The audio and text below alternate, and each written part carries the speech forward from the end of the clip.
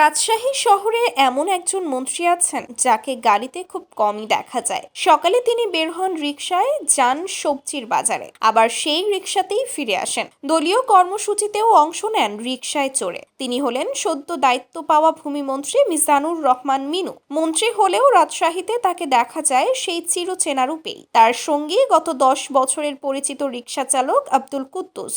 রিকশা থামে সাহেব বাজার জিরো পয়েন্ট।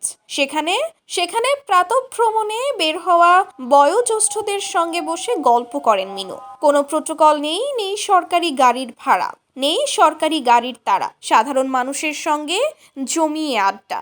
এরপর যান সাহেব বাজারের একটি কমিউনিটি সেন্টারে। সেখানে দলীয় নেতাকর্মীদের সঙ্গে সাক্ষাৎ করেন। দুপুরে ফেরার পথে ঢু মারেন দড়িখড় বোনার একটি পুরনো সেলুনে। প্রায় 40 বছর ধরে এখানেই চুল কাটেন তিনি। সেলুন থেকে বেরিয়ে আবারও সেই রিকশা, আবারও বাড়ির পথ।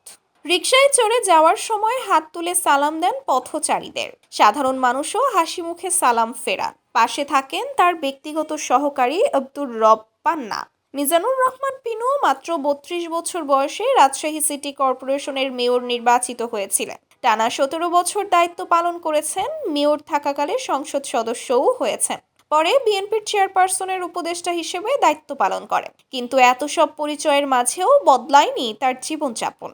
রিকশা চালক কুদ্দুস বলেন, একজন মন্ত্রী হয়েও তিনি সরকারি গাড়ি নেননি, প্রোটোকল নেননি। সাধারণ মানুষের মতোই রিকশায় ঘুরে বেড়াচ্ছেন। আর এই কারণেই রাজশাহীর মানুষ বলেন তিনি শুধু মন্ত্রী নন, তিনি তাদেরই একজন সাধারণ মানুষের নেতা।